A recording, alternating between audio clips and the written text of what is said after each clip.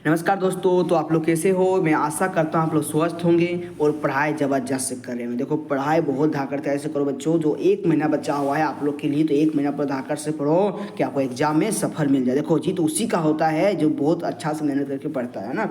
देखो इसी तरह बोलते हैं, इसमें एक लाइन बोलना चाहते हैं कि देखो हो चुका है आकाश रंग का, युग बदलने की तैयारी और जीत उसी का होगा जिसका संघर्ष है जारी। इसलिए संघर्ष करो बच्चों, मेहनत करो और अपना कामयाब को पूरा करो, है ना। देखो यहाँ पर दिया हुआ है क्या, आज हम लोग पढ़ने वाले इस वीडियो में क्या पढ़ने वाले हैं। इस वीडियो में देखने वाले हैं हम लोग क्लास 10 का देखने वाले हैं। हम लोग क्लास 10 का देखने वाले हैं विषय विज्ञान। विषय विज्ञान में देखने वाले हैं हम लोग केमिस्ट्री का ऑब्जेक्टिव क्वेश्चन। किसका देखने वाले हैं, जो केमिस्ट्री में जो पूछता है ऑब्जेक्टिव क्वेश्चन उसका देखेंगे। बायोलॉजी को नहीं देखेंगे इस वीडियो में, सिर्फ केमिस्ट्री, ओनली फॉर केमिस्ट्री को इसमें फोकस करेंगे। जो केमिस्ट्री का जो है जितना इंपॉर्टेंट क्वेश्चन है उसको हम लोग कवर करेंगे। कितना इंपॉर्टेंट क्वेश्चन है, बहुत इंपॉर्टेंट क्वेश्चन बच्चों। यहाँ से क्वेश्चन बहुत आपको एग्जाम में मैच करेगा, यह मेरा गारंटी 100% गारंटी है। बहुत क्वेश्चन मैच करेगा, सिर्फ वीडियो का अंत तक देखिएगा। यदि चैनल पर पहले है तो चैनल को सब्सक्राइब करने के लिए नहीं भूलिएगा, अपने दोस्तों को भी शेयर कर दीजिएगा। एक शेयर तो आप लोग बनता है दोस्तों, है ना। देखो आज हम देखने वाले हैं सफलता बेच का वीडियो 6 नंबर। कितना देखने वाले हैं, सफलता बेच का वीडियो 6 देखने वाले हैं ना। इसमें क्या देखने वाले, इस वीडियो कवर करेंगे 50 ऑब्जेक्टिव क्वेश्चन कवर करेंगे ना। जाकर देख लीजिएगा। सफलता बेच 1 वीडियो, 2 वीडियो, 3 वीडियो, 4 और 5 का वीडियो अपलोड कर दिए हैं, जाकर देख लीजिएगा। डिस्क्रिप्शन में मिल जाएगा लिंक, या तो फिर जाकर प्लेलिस्ट में ढूंढिएगा तो आपको मिल जाएगा कि मैट्रिक बोर्ड परीक्षा 2024 का सफलता बेच। हम क्लिक कीजिए तो आपको सारा सफलता बेच वाला वीडियो मिल जाएगा। टेंशन कोई जरूरत नहीं है, जल्दी से देख लो बच्चों। इंपॉर्टेंट क्वेश्चन है, बहुत इंपॉर्टेंट। सब्जेक्टिव ऑब्जेक्टिव दोनों तैयारी कराते हैं, तो आप लोग इसका भी सब्जेक्टिव भी ला देंगे, टेंशन कोई जरूरत नहीं है। इसे और एक बार ऑब्जेक्टिव लाएंगे तीनों के लिए, है ना। ये लोग हम लोग केमिस्ट्री का ऑब्जेक्टिव देख रहे हैं, उसके बाद बायोलॉजी का भी लाएंगे, उसके बाद क्या फिजिक्स का लाएंगे, है ना। उसका भी ऑब्जेक्टिव क्वेश्चन लाएंगे तीनों के लिए, है ना। उसके बाद हम लोग सब्जेक्टिव भी बनाएंगे। चलो इसको बनाते हैं, ऑब्जेक्टिव के चलते हैं। ऑब्जेक्ट कहाँ चलेंगे, ऑब्जेक्टिव पर चलते हैं। तो चैनल को सब्सक्राइब करिएगा दोस्तों, सब्सक्राइब करने के लिए नहीं भूलिएगा, है ना। तो ऑब्जेक्टिव क्वेश्चन जो दिया हुआ है, देखो यहाँ पर पहला क्वेश्चन क्या दिया है बाबू। देखो यहाँ पर पहला क्वेश्चन जो दिया हुआ है, पहला क्वेश्चन क्या दिया हुआ है, 1 मिनट इसको थोड़ा जूम कर लेते हैं, जूम आउट, ठीक है, कलर चेंज कर लेते हैं। तो देखो पहला क्वेश्चन क्या दिया हुआ है। पहला क्वेश्चन जो बोल रहा है कि नीचे दी गई अभिक्रिया के संबंध में कौन सा कथन असत्य है। बिल्कुल एनसीईआरटी क्वेश्चन है और पहले बार भी पूछा था, मॉडल पेपर हर प्रत्येक बार ये क्वेश्चन पूछ देता है, एग्जाम में भी पूछ देता है ना। देखो पहला क्वेश्चन क्या दिया कि नीचे दी गई आकृति में बताना है कौन सा संबंध जो है बिल्कुल असत्य दिया हुआ है। तो एक यहाँ पर अभिक्रिया दिया हुआ है, कौन सा अभिक्रिया है बताओ। ये अभिक्रिया देखिए, बताओ कौन सा अभिक्रिया है बताओ। ये जो है रेडक्स अभिक्रिया, कौन सा अभिक्रिया है, रेडक्स अभिक्रिया। देखो क्या है रेडक्स अभिक्रिया हुआ, देखो इसमें उपचयन और अपचयन दोनों एक साथ हो रहा है। देखो उपचयन किसको बोलते हैं सर, अपचयन किसको बोलते हैं सर, मुझे नहीं पता है सर। देखो क्वेश्चन खोज लेते हैं, देखो बता रहे हैं ना। देखो यहाँ पर उपचयन जो होता है, उपचयन किसको बोलते हैं, उपचयन जिसमें ऑक्सीजन की वृद्धि होता है। क्या होगा, ऑक्सीजन गैस का क्या होगा, वृद्धि होगा।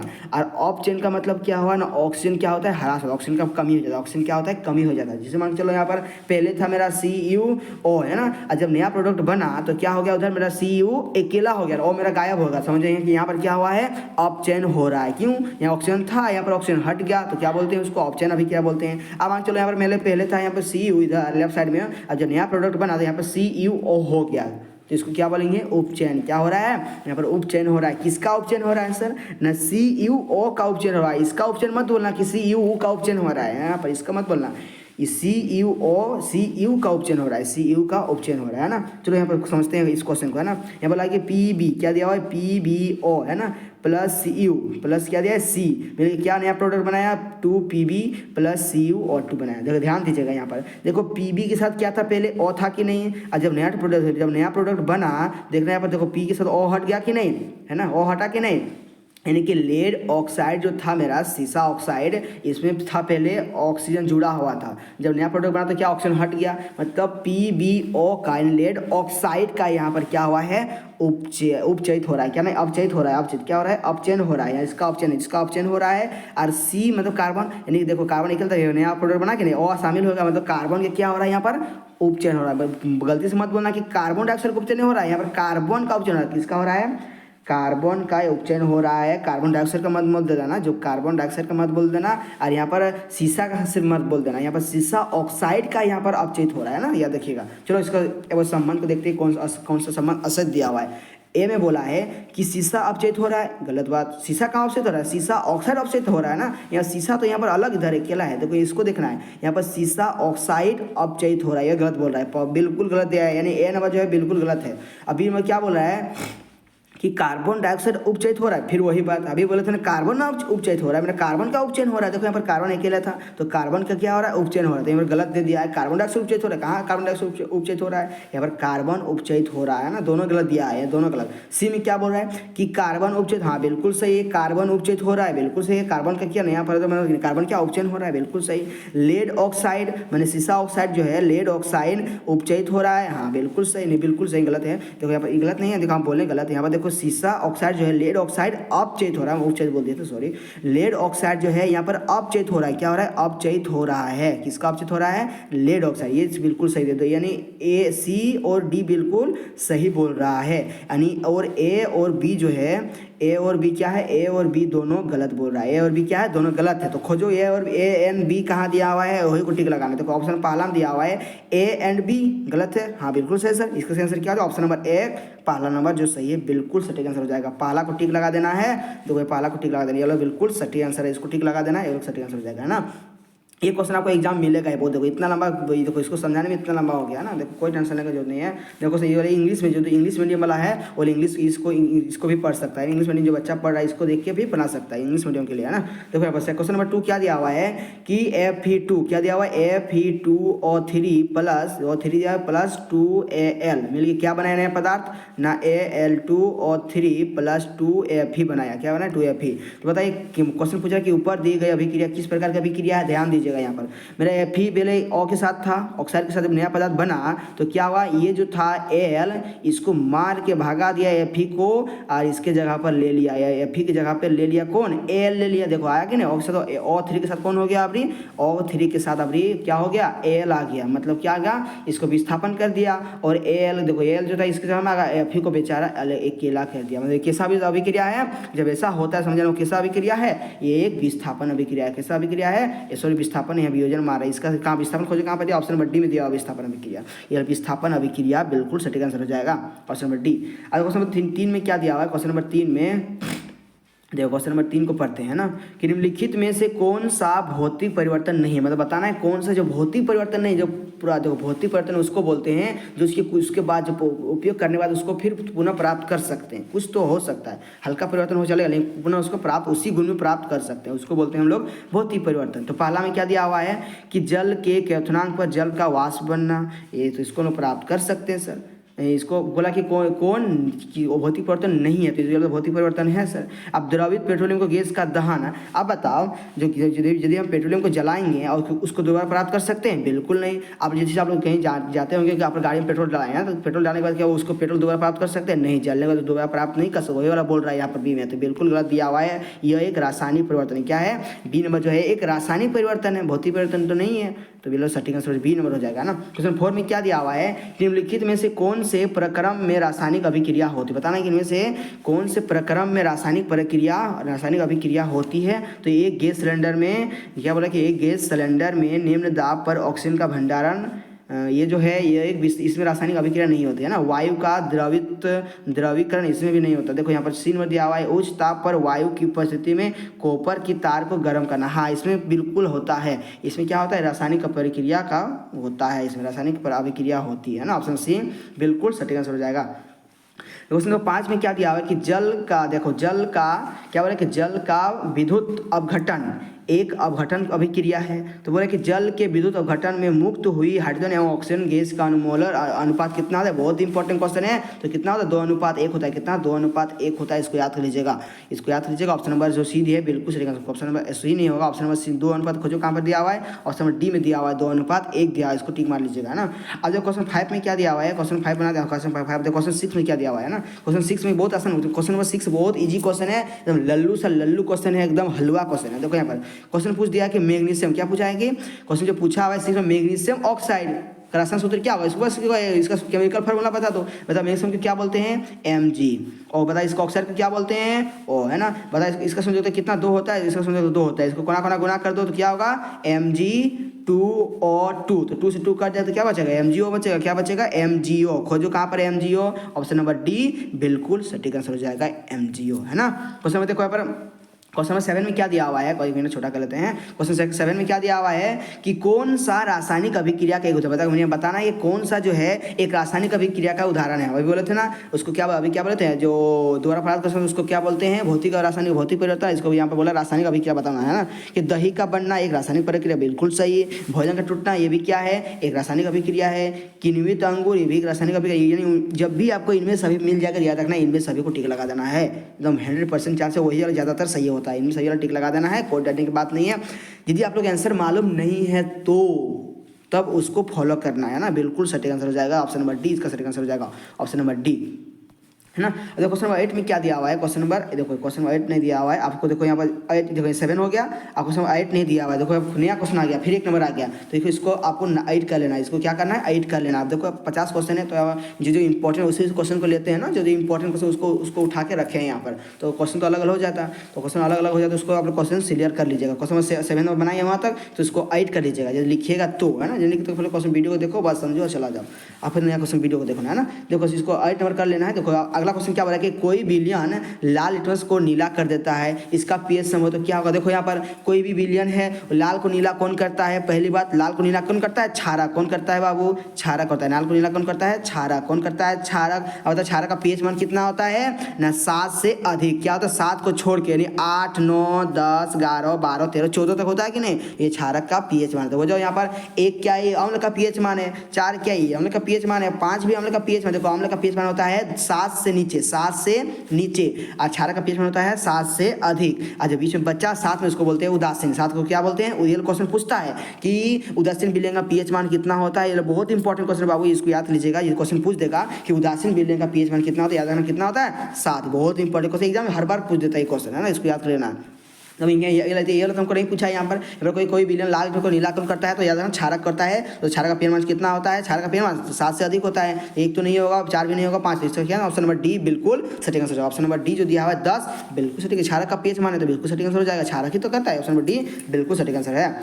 तो क्वेश्चन नंबर 2 में क्या दिया हुआ है कि कोई विलयन अंडे के पीसे हुए कवच से अभिक्रिया कर एक गैस उत्पन्न करता है ना, जो चूने के पानी को दूधिया कर देता है, वो कौन, इसका काम, ये जो विलयन होता है में क्या होगा, देखो इस विलयन में क्या होगा, इस विलयन में हम हमेशा रखना वो कौन होता है, हाइड्रोक्लोरिक अम्ल। कौन सा होता है, हाइड्रोक्लोरिक अम्ल। ऑप्शन नंबर खोजो कहाँ पर दिया हुआ है, ऑप्शन नंबर बी बिल्कुल सटीक आंसर हो जाएगा। जब क्वेश्चन नंबर नेक्स्ट क्वेश्चन दिया हुआ है कि नेक्स्ट क्वेश्चन क्या दिया हुआ है, 3 नंबर देखते हैं, देखो हाँ नेक्स्ट क्वेश्चन क्या दिया हुआ है, जो इंपॉर्टेंट है उसी को लिए यहाँ पर क्वेश्चन में देखो ये 4 दे दिया है, जिसको आप कर लीजिए serial number. Question next question क्या बोला कि अपच का उपचार करने के लिए निम्न में से किस औषधि का उपयोग करते हैं, बहुत इंपॉर्टेंट क्वेश्चन है, एग्जाम पूछ देगा ये क्वेश्चन, तो उसको बोलते हैं एंटीडोट, क्या बोलते हैं एंटासिड का उपयोग करते हैं, एंटासिड, है ना, ऑप्शन नंबर सी बिल्कुल सटीक आंसर हो जाएगा। देखो क्वेश्चन देखो नेक्स्ट बहुत इंपॉर्टेंट क्वेश्चन है 5 नंबर क्या बोल रहा है कि प्लास्टर ऑफ पेरिस किसके द्वारा कठोर होता है। देखो और क्वेश्चन आप लोग को ये टास्क देते हैं कि प्लास्टर ऑफ पेरिस का सूत्र क्या होता है, इसका आंसर कमेंट कीजिएगा। प्लास्टर ऑफ पेरिस का सूत्र क्या होता है, इसका आंसर आप लोग कमेंट कीजिएगा, बिल्कुल सटीक आंसर है, सही है, बहुत इंपॉर्टेंट क्वेश्चन पूछ सकता है कि प्लास्टर ऑफ पेरिस का सूत्र क्या होता है, इसका आंसर आप लोग कमेंट कीजिएगा। तो मैं तो ये नहीं पूछा है कि प्लास्टर ऑफ पेरिस जो है किसके द्वारा कठोर होता है, याद रखना जल के द्वारा, किसके साथ, जल के द्वारा जो होता है, जिसको जल में मिला देते हैं उसको क्या होता है, जो प्लास्टर ऑफ पेरिस क्या पूरा कठोर हो जाता है, किसके द्वारा, जल के द्वारा। जब उसके साथ जुड़ता है तब तो क्या होता है, बहुत कठोर बन जाता है। खोजो कहाँ पर जल है, यानी कि जल के साथ देखो पानी देना नहीं, जल के साथ जब जोड़ता है तब होता है ना, जल के साथ संयोजन क्या होता है, जुड़ना, संयोजन का मतलब जुड़ना। अच्छा नेक्स्ट क्वेश्चन क्या दिया, इमली में, बहुत इंपॉर्टेंट क्वेश्चन है, इमली में क्या पाया जाता है, बताइए इमली में कौन सा अम्ल पाया जाता है, ये तो आप लोग मुंह में याद होगा, इमली में कौन सा अम्ल पाया जाता है, टार्टरिक अम्ल। कौन सा अम्ल पाया जाता है, टार्टरिक अम्ल, है ना। आप लोग कमेंट कीजिएगा आप लोग कि संतरा में कौन सा अम्ल पाया जाता है ना, अभी बहुत इंपॉर्टेंट क्वेश्चन यहाँ पर हमको पूछा है इमली में कौन सा अम्ल पाया जाता है, तो आप लोग आंसर देना है, इसका आंसर क्या हो जाएगा, टार्टरिक अम्ल। कौन सा अम्ल पाया जाता है, टार्टरिक होता है। ओले को आपको हम लोग होमवर्क देते हैं, होमवर्क क्या होगा, SW क्या हो जाएगा होमवर्क में, कि आप बताना है कि संतरा और नींबू में कौन सा अम्ल पाया जाता है, इसका आंसर आप कमेंट कीजिएगा। संतरा और नींबू में कौन सा अम्ल पाया जाता है, इसका आंसर आप लोग कमेंट कीजिएगा। अब देखो नेक्स्ट क्वेश्चन क्या दिया हुआ है, नेक्स्ट क्वेश्चन में दिया हुआ है, बहुत इंपॉर्टेंट क्वेश्चन है, जो सही विकल्प का चयन करना है। ऑब्जेक्टिव क्वेश्चन है, ऑब्जेक्टिव क्वेश्चन। देखो नेक्स्ट क्या बोला है कि सीने बार किसका अयस्क है, बहुत इंपॉर्टेंट क्वेश्चन है, इंपॉर्टेंट क्वेश्चन। देखो सीने बार में किसका अयस्क है, याद रखना पारा का। किसका है, पारा का। ऑप्शन खोजो कहाँ पर दिया हुआ है, पारा। ऑप्शन नंबर बी जो है बिल्कुल सही आंसर हो जाएगा ऑप्शन नंबर 2 में। अब देखो नेक्स्ट क्वेश्चन क्या दिया हुआ है कि तांबा और जस्ता के मिश्र धातु को क्या बोलते हैं, उसको क्या बोलते हैं, बहुत ही आंसर इसको बोलते हैं पीतल। क्या बोलते हैं, बहुत इंपॉर्टेंट क्वेश्चन है, बहुत वीवीआई क्वेश्चन आंसर है, इसको याद कर लीजिएगा। देखो तांबा और जस्ता के जो मिश्र धातु है, तांबा और क्या बोलते हैं, तांबा और जस्ता के मिश्र धातु को क्या बोलते हैं, उसको हम बोलते हैं पीतल। क्या बोलते हैं, पीतल। याद कर लीजिएगा। क्वेश्चन में देखो नेक्स्ट क्वेश्चन क्या दिया हुआ है कि तांबा और टीन के मिश्र धातु को क्या बोलते हैं। ये भी क्वेश्चन एग्जाम ये क्वेश्चन पूछ देता है कि तांबा और टीन के मिश्र धातु को हम लोग बोलते हैं कांसा। क्या बोलते हैं, कांसा। खोजो कहाँ पर दिया हुआ है, कांसा। ऑप्शन नंबर 1 दिया हुआ है कांसा, तो आपको 1 लगाना है। देखो दोस्तों आप लोग के लिए बहुत मेहनत करते हैं, आप लोग चैनल को सब्सक्राइब कीजिएगा और शेयर करने के लिए नहीं भूलिएगा ना।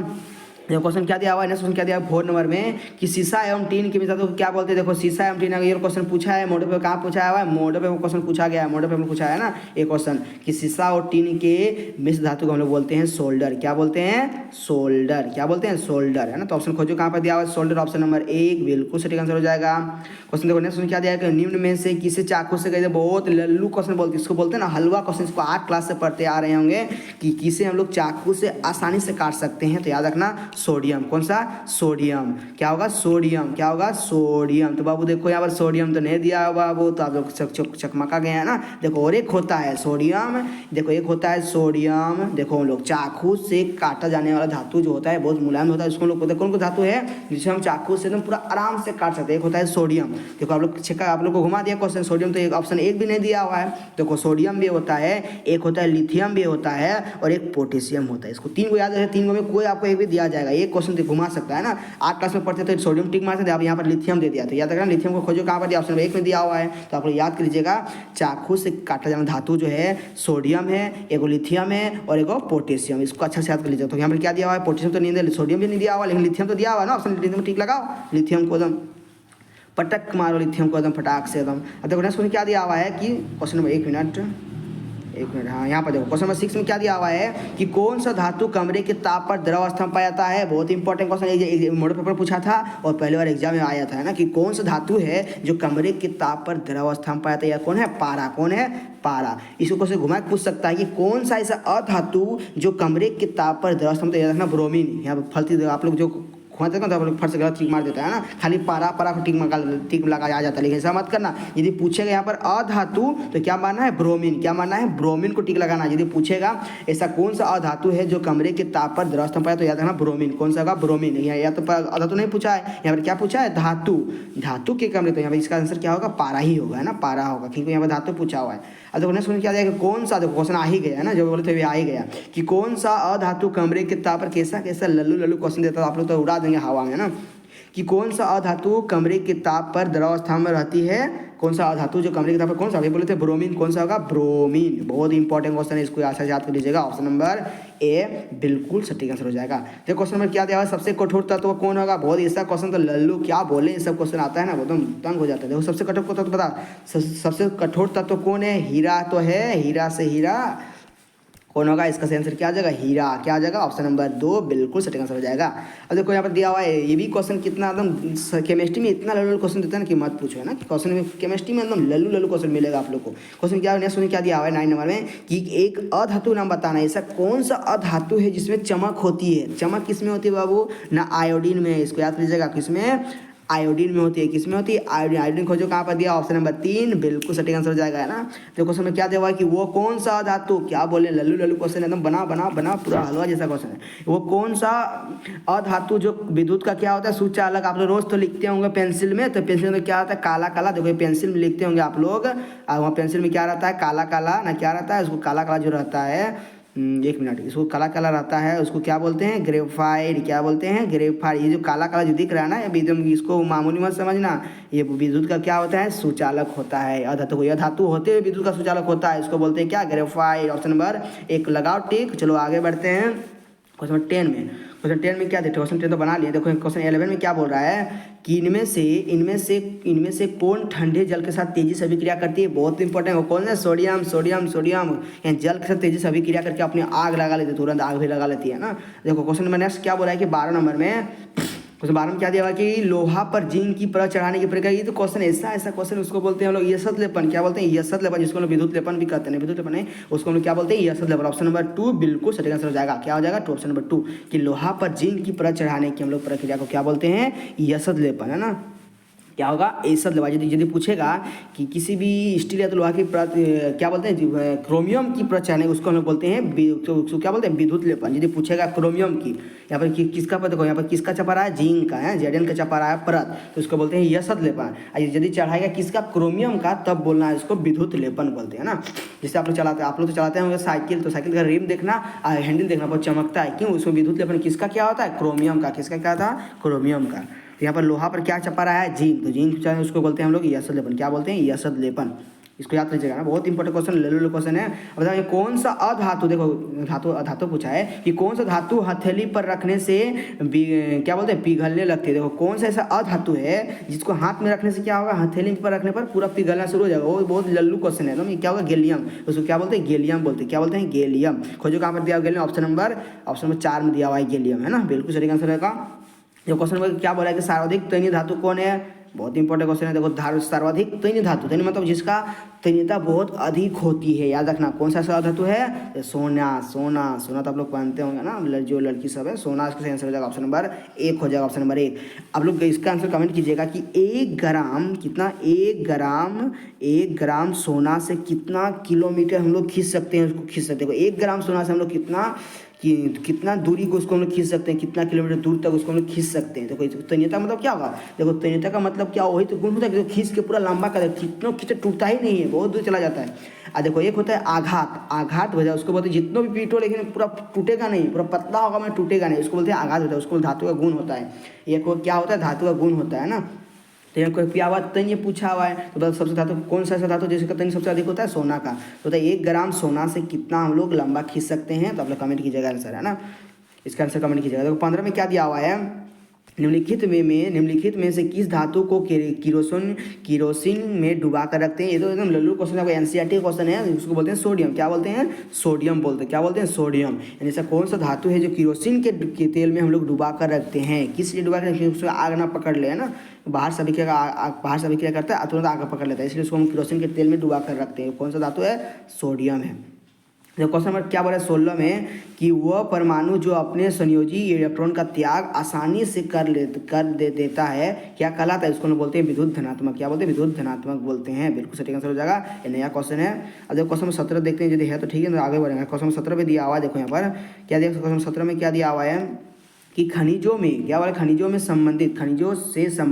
से दिया हुआ है, खनिजों से संबंधित अशुद्धियों को सामूहिक रूप से क्या कहते हैं? ये देखना, जब हम लोग किसी खनिज को निकालते हैं, कहाँ से? जमीन से निकालते हैं, तो उसमें बहुत कुछ गंदा रहता है, उसको क्या बोलते हैं? उसी को तो बोलते हैं गैंग। गैंग मतलब क्या होता है कि जो खनिज के ऊपर गंदा रहता है, पूरा मिट्टी उट्टी पूरा कचरा उचरा, उसको बोलते हैं क्या बोलते हैं? गैंग बोलते हैं उसको। गैंग मैंने जो खनिज का गैंग हो गया, हम लोग गैंग बोलते हैं, टीम बोलते हैं ना, गैंग, एक गैंग लाओ टीम, उसको लोग गैंग बोलते हैं। क्या बोलते हैं? जो खनिज के ऊपर लटका रहता है या उसके साथ जो निकलता है उसको लोग क्या बोलते हैं? गैंग, मतलब जो उसको कचरा कुचरी रहता है ना।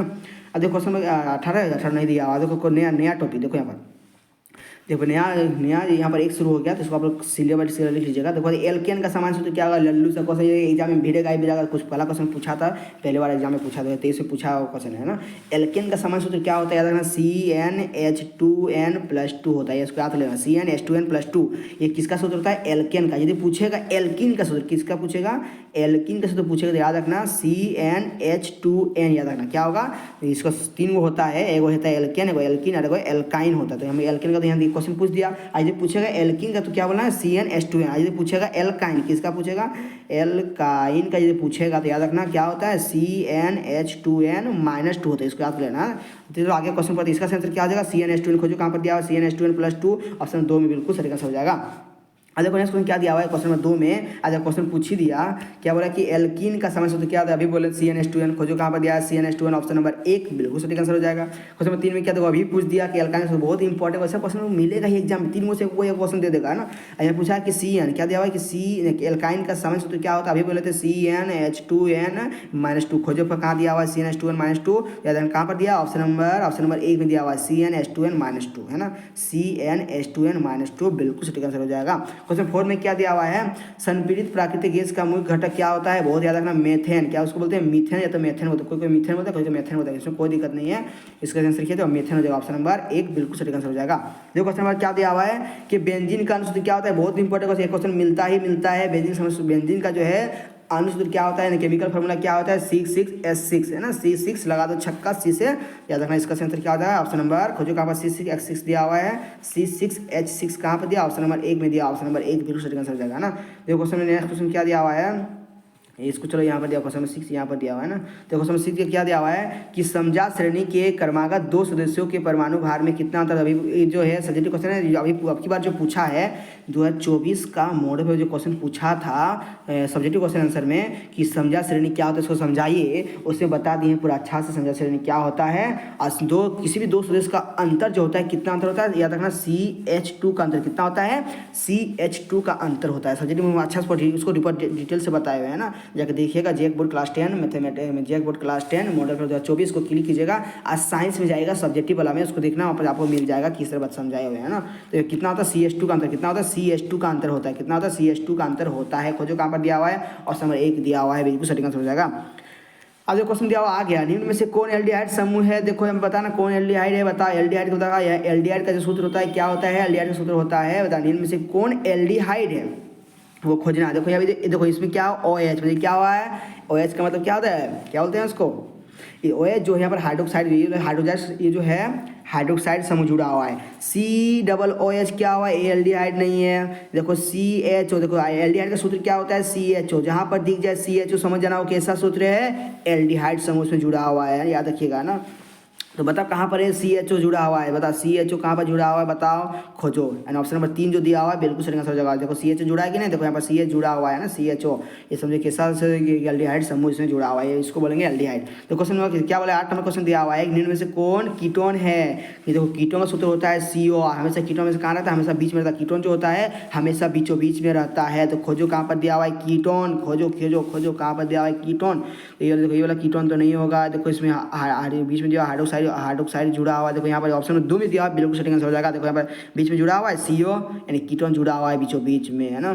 तो इसका आंसर क्या आ जाएगा, ऑप्शन नंबर 2 बिल्कुल सही आंसर हो जाएगा, ऑप्शन नंबर 2 इसका करेक्ट आंसर हो जाएगा, ऑप्शन नंबर 2 यानी CH3CO C2H5। देखो क्वेश्चन नंबर 9 में क्या दिया हुआ है कि CH, अभी बोले इसको भी बताए ना कि CHO किसका होता है, एल्डिहाइड का, खोजो एल्डिहाइड खोजो कहाँ पर, इसको फटाक से आंसर बता देना है कि। तो यहाँ क्वेश्चन पूछ जाएगा कि CHO प्रक्रियात्मक समूह को क्या कहते हैं, एल्डिहाइड बोलते हैं, क्या बोलते हैं एल्डिहाइड। ऑप्शन नंबर टिक लगा दो, फटाक से आगे बढ़ो, ऑप्शन नंबर 1 बिल्कुल सही आंसर हो जाएगा, करेक्ट आंसर हो जाएगा। अब देखो क्वेश्चन नंबर 10 में क्या दिया हुआ है कि CHO, इसको क्या बोलते हैं, याद रखना, इसको बोलते हैं कार्बोक्सिलिक अम्ल, क्या बोलते हैं कार्बोक्सिलिक एसिड बोलते हैं, जिसको देखो कार्बोक्सिलिक अम्ल बोलो चाहे कार्बोक्सिलिक एसिड बोलो, कहीं कहीं दे रहा है, देखो कहीं का देता है कार्बोक्सिलिक एसिड देता है, एसिड का इंग्लिश बोलना, इंग्लिश नाम है ना, अम्ल का इंग्लिश नाम है, तो उसमें कोई गड़बड़ नहीं है ना। तो यहाँ पर है कि COOH का मतलब हुआ, इसका किसका सूत्र होता है COOH का, देखो C इधर को H इधर हो गया कितना, इसको बोलेंगे OH, इधर बोलना है वो O, है ना, क्या बोलना है O, इसको हम लोग क्या बोलते हैं, इसको बोलते हैं कार्बोक्सिलिक अम्ल बोलते हैं, क्या बोलते हैं कार्बोक्सिलिक अम्ल। तो खोजो कहाँ पर दिया हुआ है कार्बोक्सिलिक अम्ल, देखो ऑप्शन नंबर D4 दिया है कार्बोक्सिलिक अम्ल, ऑप्शन 4 जो है बिल्कुल सही आंसर हो जाएगा, ऑप्शन नंबर 4। कार्बोक्सिलिक एसिड बोलो चाहे कार्बोक्सिलिक अम्ल बोलो, बात बराबर है ना। अम्ल ये जो एसिड जो इंग्लिश वर्ड है ना। चलो आगे बढ़ते हैं। अब देखो इधर दिया हुआ है कि वो यहाँ पर दिया हुआ है क्वेश्चन नंबर 1, इसको आप क्लियर कर लीजिएगा ना। यहाँ पर 1 से बताना शुरू करते हैं, ये भी बहुत इंपॉर्टेंट क्वेश्चन, ये एग्जाम में मिलता ही मिलता है ना कि आधुनिक आवर्त सारणी नियम के अनुसार तत्वों के गुण आवर्त फलन होते हैं, क्या उसको क्या बोलते हैं, फलन क्या बोलते हैं उसको। जो देखो यहाँ पर क्वेश्चन पूछा, आधुनिक आवर्त सारणी के नियम के अनुसार तत्वों के गुण आवर्त फलक होते हैं, कि क्या होते हैं उसका आवर्त फलक, परमाणु संख्या होते हैं, क्या बोलते हैं परमाणु संख्या बोलते हैं आवर्त फलन। खोजो कहाँ पर दिया परमाणु संख्या, ऑप्शन नंबर 3 में दिया आवर्त संख्या दिया, आवर्त संख्या से आंसर जाएगा, आवर्त संख्या, ऑप्शन नंबर 3 बिल्कुल सही आंसर हो जाएगा, ऑप्शन नंबर 3 में दिया हुआ है आवर्त फलन, बिल्कुल सही आंसर हो जाएगा। देखो नेक्स्ट क्वेश्चन क्या दिया हुआ है, क्वेश्चन नंबर 2 में दिया हुआ है, ये भी क्वेश्चन बहुत इंपॉर्टेंट क्वेश्चन के क्या पूछ दिया है कि आधुनिक आवर्त सारणी में आवर्तों की संख्या कितनी होती है, इसको याद है, आवर्तों की संख्या कितना होता है 7, कितना होता है बाबू 7 होता है, याद कर लीजिएगा, है ना। किसके अनुसार आधुनिक आवर्त सारणी की जो आवर्तों की संख्या होती है वो कितना होता है 7 को लगा देना है गोली, आगे बढ़ना है पोली। देखो यहाँ पर आगे क्या बोल रहा है कि मेडलीव की आवर्त सारणी में कितने आवर्त होते हैं, इसमें आधुनिक आवर्त सारणी था, यहाँ पर क्या बोल रहा है मेडलीव आवर्त सारणी बोल रहा है, इसको याद रखना। तो आधुनिक आवर्त सारणी में कितना था 7 को, तो मेडली में कितना था, मेडली में याद रखना 6 को था, कितना क्या बोलते हैं उसको, मेडली में कितना था 6 आवर्त था, कितना आवर्त थे 6 आवर्त थे। जब क्वेश्चन नंबर 4 में क्या बोल रहा है कि परमाणु के तीसरे कोष में अधिक से अधिक कितने इलेक्ट्रॉन रख सकते हैं। देखो यहाँ पर परमाणु के तीसरे कोष में अधिक से अधिक कितने इलेक्ट्रॉन रख सकते हैं, याद रखना कितने होते हैं, 18। कितना होता है, 18 को लगा गोली मार दो बोली। चलो आगे बढ़ो। आगे वो क्या बोल रहा है कि 5 नंबर में कि ये आधुनिक आवर्त सारणी में तत्वों के वर्गीकरण का आधार क्या था। क्वेश्चन बहुत इंपॉर्टेंट क्वेश्चन एग्जाम पूछ देता है कि क्या पूछेगा कि आधुनिक आवर्त सारणी जो था किसके अनुसार उसको सजाया था। तो किसके अनुसार सजाया था, इसको किसके अनुसार सजाया था, परमाणु संख्या के आधार पर सजाया था। बहुत इंपॉर्टेंट क्वेश्चन है कि परमाणु संख्या का आधार मान के उसको सजाया था, परमाणु संख्या को आधार मान के। खोजो कहाँ दिया, ऑप्शन नंबर 1 बिल्कुल सटीक आंसर सजाया। यदि पूछेगा मेंडलीव आवर्त सारणी तत्वों के वर्गीकरण का आधार क्या था, तो देखना वो द्रव्यमान संख्या है ना, परमाणु द्रव्यमान के हिसाब से उसको सजाया था, परमाणु द्रव्यमान के हिसाब है ना। ये क्वेश्चन पूछेगा तो देखो क्वेश्चन देखते हैं, आगे बढ़ते हैं। क्या बोला कि अष्टक, क्या बोला कि अष्टक सिद्धांत का प्रतिपादन किसने किया था। बहुत इंपॉर्टेंट क्वेश्चन है, उसका आंसर क्या जाएगा, ऑप्शन नंबर 2 बिल्कुल सही आंसर होगा, नूडल्स है ना, क्या हो जाएगा, नूडल्स सही आंसर जाएगा, ऑप्शन नंबर 2 बिल्कुल सटीक आंसर है। और क्वेश्चन क्या दिया हुआ है कि आधुनिक, क्या बोला आधुनिक नहीं, आवर्त सारणी में वर्ग 17 के तत्व कहलाते। देखो जो आधुनिक आवर्त सारणी में जो होता है, आधुनिक नहीं, आवर्त सारणी में वर्ग 17 में जो तत्व है उसको क्या बोलते हैं, उसको बोलते हैं हेलोजन। क्या बोलते हैं उसको, हेलोजन, हेलोजन, हेलोजन बोलते हैं ना, हेलोजन उसको बोलते हैं। देखो नेक्स्ट क्वेश्चन क्या दिया हुआ है, क्वेश्चन नंबर 8 में अक्रिय तत्व कौन है, बता। यहाँ पर कौन सा जो दिया हुआ है 1 2 3 4 में कौन सा तत्व अक्रिय गैस है। याद रखना अक्रिय गैस किसको बोलते हैं, जिसका बाहरी कोष पूरा पूर्ण हो। क्या बोलते हैं, बाहरी कोष पूरा पूर्ण हो, है ना। देखो धातु किसको बोलेंगे, जिसका बाहरी कोष में 1 2 3 आ गया, समझो क्या है, धातु है। और जिसका बाहरी कक्ष में यदि आ गया, क्या आ गया, यदि बाहरी कक्ष में यदि आ गया क्या बोलते हैं उसको, 4 5 6, क्या आ जाएगा 4 5 6, एक मिनट सॉरी, जिसका बाहरी कक्ष, देखो बाहरी कक्ष में 1 2 3 यदि आया तो उसको क्या बोलेंगे, धातु बोलेंगे। क्या बोलेंगे, धातु, है ना। आज यदि बाहरी कक्ष में यदि आ गया, क्या आ गया, क्या बोलते हैं उसको, एक मिनट, उसको क्या बोलते हैं, उसको क्या बोलते हैं उसको, देखो यदि बाहरी कक्षा में यदि आ जाएगा 4, क्या आ जाएगा, एक मिनट, यदि बाहरी कक्षा में क्या आ जाएगा 4 5 6 7, तो उसको बोलते हैं अधातु। क्या बोलते हैं उसको, अधातु बोलते हैं। याद रखना उसको क्या बोलते हैं, अधातु बोलते हैं। आज यदि बाहरी कक्षा में यदि पूरा पूर्ण हो गया है, यदि 8 आ गया है, पूरा उसका पूरा पेट कोटा फूला हो गया, पूरा उसका कोटा जो है पूरा फूल हो गया है, खाने की क्षमता पूरा फूल है, समझना कैसा है, उसको बोलते हैं, क्या बोलते हैं उसको, अक्रिय गैस बोलते हैं। क्या बोलते हैं उसको, अक्रिय गैस बोलते हैं, है ना। तो देखो यहाँ पर, देखो अक्रिय हमको क्या पूछा है, अक्रिय तत्व पूछा है कि नहीं, क्या पूछा है यहाँ पर, अक्रिय तत्व कौन है, तो यदि बताओ, क्या पहला में क्या, देखो मैग्नीशियम, पहला में क्या है, मैग्नीशियम। क्या बोलते हैं इसको, पहला में मैग्नीशियम। बता मैग्नीशियम, बता कितना, मैग्नीशियम जो होता है 12 नंबर में आता है, कितना 12 नंबर आता है, क्या इसको बता, इसको KLMN में बांटो तो पहले, कि इसको खाने क्षमता कितना है, 2 है, इसके बाद 8 लेगा, ये वाली भी 8 लेगा, ये भी 8 लेगा, तो 2 ये ले लेगा, तो इसके कितना, इसमें 10 बचेगा कि नहीं, ये वाला 8 ले लेगा, तो कितना बचा, 8 10 को 8 2 को बचा, तो किसको देगा, ये। तो बाहरी कक्ष में कितना आया, 2, मतलब क्या है, ये धातु है, हमको अक्रिय खोजना है, तो ये बिल्कुल नहीं होगा। ऑप्शन बी में देखो यहाँ पर दिया हुआ हीलियम, हीलियम दिया हुआ, क्या बता, हीलियम कितना में आता है, 2 में आता है कि नहीं। इसको बांटो KLMN के रूप में, बताओ ये कितना खाएगा, 2 खाएगा, तो 2 इसके पास है तो 2 इसको दे दिया, तो ये फूक गया, सब खाली होगा। मतलब इसको बाहरी कक्षा पूरा पूर्ण हो गया कि नहीं, हाँ सर पूर्ण हो गया, और नहीं लेगा जो पूरा एकदम पूरा उसका पेट फूल हो जाए, समझो किसको बोलते हैं, उसको बोलते हैं हम लोग अक्रिय, उसी को बोलते हैं हम लोग अक्रिय गैस। याद रखना, तो इसको हीलियम क्या हो जाएगा, एक अक्रिय गैस हो जाएगा। देखो क्वेश्चन में क्या बोला 9 नंबर जो दिया हुआ है कि क्या बोला, आवर्त सारणी में उद्ग्रहण, क्या बोला, उद्ग्रहण स्तंभ को क्या बोलते हैं, तो इसको क्या बोलते हैं, उसको लोग बोलते हैं वर्ग। याद रखना उसको क्या बोलते हैं, उसको बोलते हैं वर्ग, याद रखिएगा, है ना, उसको क्या बोलते हैं, वर्ग बोलते हैं ना। इसको आंसर क्या देगा, ऑप्शन नंबर 2 बिल्कुल सही आंसर हो जाएगा। देखो क्वेश्चन लास्ट क्वेश्चन है, अंतिम क्वेश्चन है। देखो दोस्तों चैनल को सब्सक्राइब कीजिएगा, अपने दोस्तों को शेयर करने के लिए नहीं भूलेगा।